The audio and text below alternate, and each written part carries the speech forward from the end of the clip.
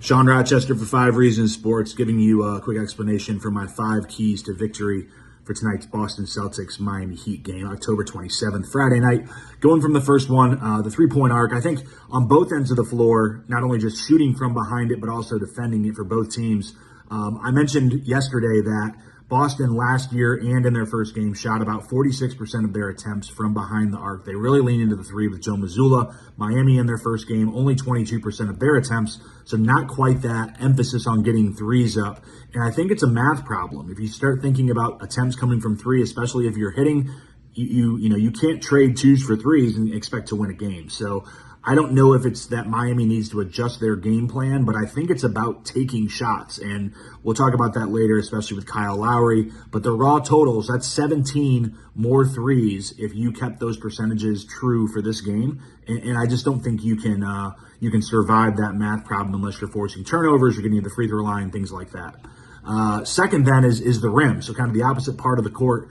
On the offensive end, I think one of the weaknesses Boston can be exploited on is no Rob Williams, Horford not in the starting lineup.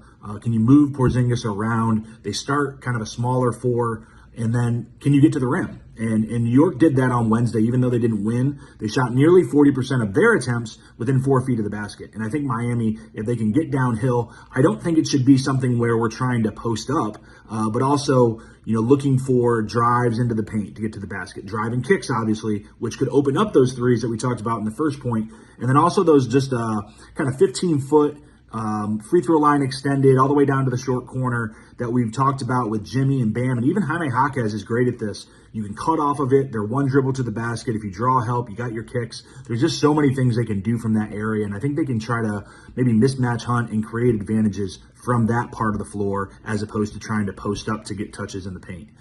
Turnovers, any game you're going to talk about this. On Wednesday, I think really Miami won that game because of the turnovers, the live ball turnovers especially that Detroit had. It really kept Miami's offense afloat, especially early on.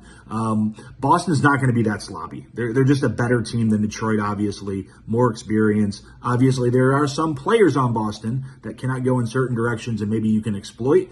But if you can get them into turnovers, and especially for Miami's sake, take care of the basketball because you don't need to give them even more offense than they already have.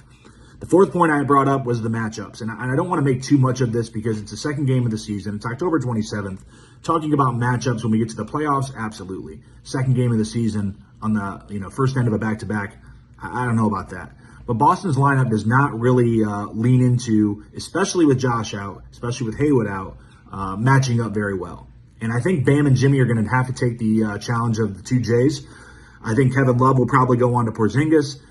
In the guards, I guess you put Tyler on Derek White and kind of hope that he tries to do more attacking. I don't know if I want that to happen with Drew on Tyler or Tyler on Drew. Kyle obviously is not going to be able to stay in front of Drew either, but we're going to have to maybe see some zone. I don't know what's going to happen defensively, and this is maybe the game where it gets exploited by a pretty good Boston offense, but I think Spo can cook some things up too. And the last but not least, the shot distribution. I think between Jimmy, Bam, and Tyler, they have to go for 60-plus points on every single night for us to have a chance to compete, and that's no different than anyone's roster. Your stars have to score, but the rest of the roster, they have to find shots, and they have to make shots, but I think to make shots, you have to take shots. And especially with Kyle Lowry, we talked about him in the last couple of days. Jaime Jaquez did a great job in the second unit. Tyler obviously was not very efficient. Can he have a more efficient night tonight? But all those guys, Love, Caleb, anybody else, Drew Smith that goes out there, you got to try to find shots. Not taking them away from the big three, but when you're open, you have to take shots and then, do it with confidence. Hopefully the Heat can get it done tonight. Tough place to play in Boston on a Friday night, but I think the Heat will compete, and we'll see what happens on Friday. Check it out on 5 Reasons Sports. We'll have you covered from pregame to postgame. Thanks.